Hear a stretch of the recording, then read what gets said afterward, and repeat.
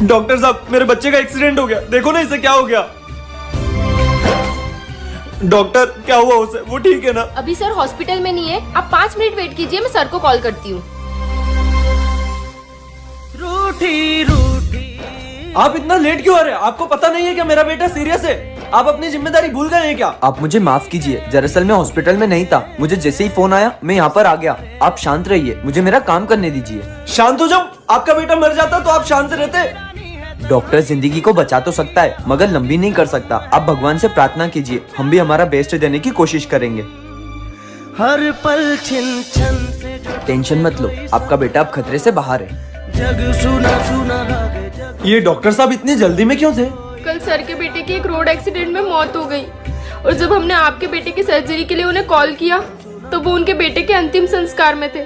दोस्तों, कभी किसी को बिना सोचे समझे जज नहीं सच कहूँ तो अब आसानी से किसी पे विश्वास नहीं होता, क्योंकि वक्त ने सिखा दिया है कोई अपना अपना नहीं होता। तुम्हें पता है, मुझे भी सबकी मदद करना, सबसे दोस्ती करना बहुत पसंद था, लेकिन कुछ अपनों ने ही सिखा दिया कि मैं सही नहीं था। जिनके लिए जी जान देने के लिए तैयार था मैं, उनमें से कोई मेरा अपना नहीं था। मेरी ही गलती है जो मैं सब पे विश्वास कर लेता था। शायद दिल का थोड़ा साफ था, इसीलिए सबको अपना बना लेता था। गलती हमारी नहीं थी, गलती उनकी थी जिन्होंने बुरे वक्त और हालातों में साथ छोड़ दिया था। या शायद गलती हमारी है जो हमने बिना आजमाए उन्हें अपना खास बना लिया था।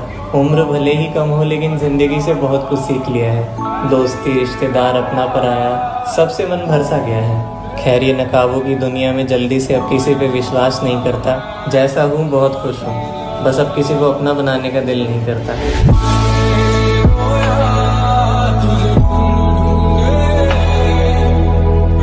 इस बार एक गर्लफ्रेंड को की सजा हुई है। आपने कभी न कभी मांगलिक होने के बारे में तो जरूर सुना होगा कि अगर तू मांगलिक है तो तुझे पहले कुत्ते, बकरी या पेट से शादी करनी पड़ेगी, और अगर तुमने ऐसा नहीं किया तो तुम्हारा पहला पति या पत्नी मर जाएंगे। तो केरला की एक लड़की जो पहले ही अपनी मॉडर्न सोच के साथ एक लड़के के साथ लिव इन में रह रही थी, और फिर किसी ज्योतिष ने उसे बताया कि आपके पहले पति की मृत्यु हो जाएगी और आपको दूसरी शादी करनी पड़ेगी। तो उस गर्लफ्रेंड ने बनाया प्लान अपने पति को निपटाने का, और सबसे पहले उसे क्रोसिन का ओवरडोज दिया। दुआओं के चलते वो बच गया, लेकिन उस लड़की की दरिंदगी अभी रुकी नहीं, और इस बार उस लड़की ने अपने बॉयफ्रेंड को जहर दे दिया। और जब ये सब सामने आया तो लड़के का भाई उससे 10 दिन तक पूछता रहा कि बता दो क्या दिया है ताकि हम उसका क्योर कर सके। पर लड़की ने सिर्फ अपने नाइटमेयर से बचने की वजह से अपना मुंह तक नहीं खोला, और 10वें दिन वो लड़का चल रहा। वो मॉडर्न सोच रखने वाली किसी के साथ लिव इन में जरूर रहेगी, पर एथिक्स में जाकर किसी की जान भी ले लेगी। इस मतलबी समाज में जिस महबूब के साथ तुम रह रहे हो वो भी शायद तुम्हारा अपना नहीं। मैं बाकियों की तरह झूठा गिव अवे करके फॉलो करने के लिए आपको लालच तो नहीं दूंगा, पर फिर भी एक बार जरूर बोलूंगा कि भेज दो अपने। धनिया जब स्कूल जाता है तो कभी कभी जल्दबाजी में कुछ चीजें भूल जाता है, जैसे कभी टिफिन भूल गया, ज्योमेट्री बॉक्स भूल गया या थर्मसी भूल गया। अब शिक्षा भैया धनिया से बहुत प्यार करते हैं, इसलिए अगर वो कुछ भूल जाता है तो शिक्षा भैया उसको हमेशा याद दिला देते हैं। तो धनिया एक दिन सेंटी हो जाता है और सोचता है कि यार शिक्षा भैया को ना मेरे चक्कर में कितना परेशान होना पड़ता है, अब नहीं बोलूंगा कल से कुछ भी मैं। तो उस दिन धनिया जब अपने कमरे में सोने के लिए जाता है तो वह उन सारे आइटम्स की लिस्ट बना लेता है जो उसको स्कूल लेकर जाने चाहिए। अब अगली सुबह जब धनिया उठता है तो वह उस लिस्ट को देखता है और उसके हिसाब से सारे आइटम्स को साथ ले लेता है और तैयार होकर बाहर आ जाता है और स्कूल बस का वेट करने लगता है। थोड़ी देर बाद शिक्षा भैया बाहर आते हैं और वो कुछ बोल पाए उससे पहले ही धनिया बोलता है कि भैया आज मैं कुछ भी नहीं भूला हूँ, थर्मस, ज्योमेट्री बॉक्स और टिफिन सब लेके आया हूँ, पर ये स्कूल बस नहीं आ रही है। तब शिक्षा भैया बोलते हैं कि बस आएगी भी नहीं धनिया, क्योंकि तू ये भूल गया है कि आज संडे है। एक आदमी के दरवाजे पे उसकी मौत खड़ी थी। आदमी ने दरवाजा खोला तो मौत ने कहा, आज तुम्हारा आखिरी दिन है, मैं तुम्हें लेने आई हूँ। आदमी ने कहा, पर मैं तैयार नहीं हूँ। मौत ने कहा, पर मेरी लिस्ट में अगला नाम तुम्हारा ही है।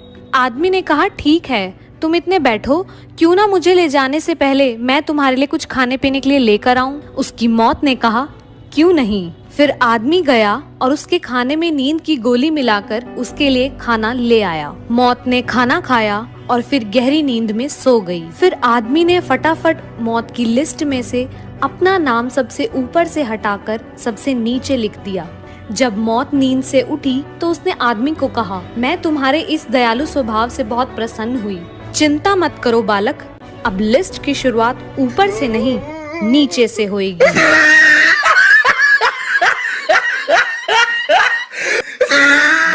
लड़का एक स्कूल में एडमिशन लेने गया। प्रिंसिपल बोले आपका एडमिशन तभी होगा जब आप मेरे क्वेश्चन का सही आंसर देंगे, क्या आप इसके लिए तैयार हैं? लड़का बोला हाँ सर मैं तैयार हूँ। प्रिंसिपल बोले हम आपसे या तो 10 बहुत आसान प्रश्न पूछेंगे या तो एक बहुत कठिन प्रश्न पूछेंगे, आपकी चॉइस क्या है? क्या आप 10 आसान प्रश्न का उत्तर देना चाहते हैं या एक कठिन प्रश्न का? लड़के ने थोड़ा सोचा फिर बोला सर मैं एक कठिन प्रश्न का उत्तर देना चाहूंगा। प्रिंसिपल बोले ठीक है, फिर आप ये बताइए पहले क्या आता है, दिन या रात? लड़का बोला सर पहले रात आता है। प्रिंसिपल बोले कैसे? लड़का बोला सॉरी सर पर अभी आपने कहा था कि यदि मैं एक कठिन प्रश्न का उत्तर दे देता हूँ तो मुझसे कोई अन्य प्रश्न नहीं पूछा जाएगा। प्रिंसिपल खुश होकर लड़के का एडमिशन कर लेते हैं।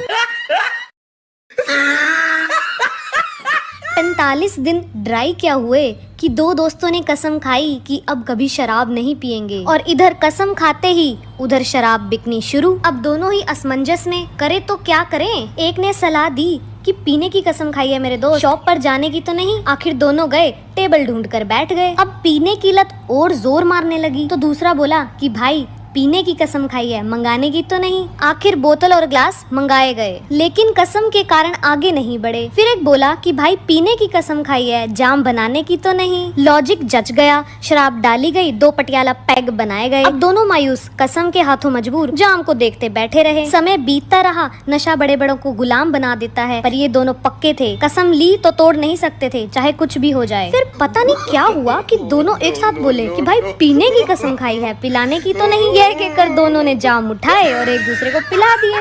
अब आप लोग ये बताएं कि कसम टूटी या नहीं।